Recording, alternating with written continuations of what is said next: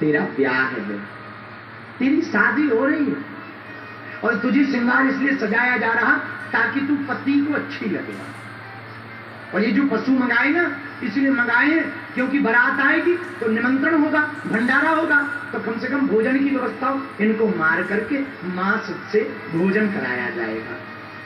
सबरी को लगा ऐसा गृहस्थ जीवन किस काम का, ऐसा जीवन किस काम का जिसमें दूसरों को मार करके हमारा घर बसाया जाए। ऐसा जीवन किसी काम का नहीं है जिसमें दूसरों को बुरा न मानना। पंचकुला के पागलों जो कहते ना इसमें ऐसी विटामिन होती वैसी विटामिन होती, बाहर में गया भैया, भूखे मर जाना पर किसी को मार करके अपना पेट मत भरना। किसी को मार कर अगर तुम अपना पेट भर कर रहे हो तो तुमसे बड़ा निर्दयी कोई नहीं है, तुमसे बड़ा पापी कोई नहीं है। हम तुमसे प्रार्थना करते हैं तुम्हारी कोई एक उंगली को काटे, तुम्हें अच्छा लगेगा या बुरा? बुरा लगेगा ना? हाँ या ना? बोलो। एक उंगली को नहीं तुम कटवा सकते। और विचार करना, जिन मुर्गों को, जिन बेचारे बकरों को काटा जाता, उनकी गर्दन को काटा जाता, उन पर क्या बीतती होगी।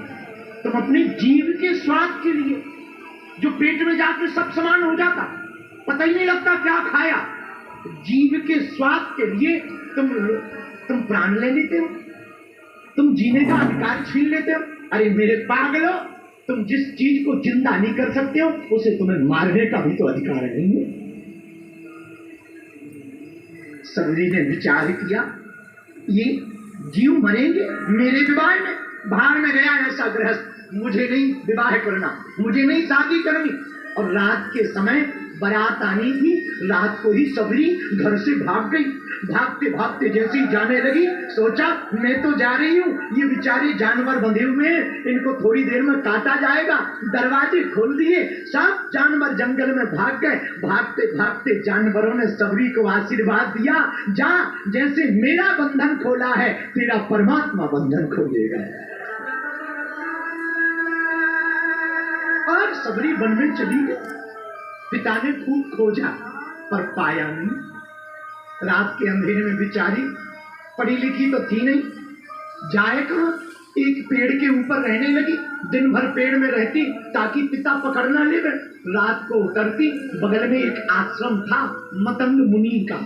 मतंग मुनि के आश्रम में रात को जाती, सफाई कर लेती, थोड़ी सी लकड़ियां लाती, रख देती, कुछ खाने को मिल जाता वही खा लेती।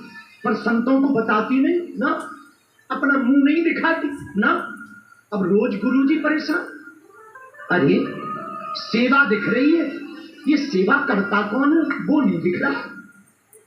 एक दिन रात भर विद्यार्थियों ने जाग कर देखा, चुपके से एक लड़की आती है, सफाई करती है, लीपा पोती कर जाती है, लकड़ियां रख जाती है। सुबह रात को ही सब विद्यार्थी पकड़ के ले गए गुरुजी के पास। बेटी तुम कौन हो? महाराज मैं दूर से ही प्रणाम करती हूँ। महाराज मैं सबरी हूँ, भिलनी की जाति से हूँ, मैं बहुत छोटी जाति से हूँ। अरे बेटी तो क्या हुआ, आ इधर बैठ। महाराज आप संत महात्मा हैं, हम आएंगे, आप पवित्र हो जाओगे। अरे तू टेंशन मत ले, कहीं कोई बेटी के नजदीक बैठने से पिता अपवित्र होता है? तो मेरी बेटी है, आ। बेचारी बैठ गई, उसने अपनी आप बीती बताई। पता है मतंग मुनि ने क्या कहा?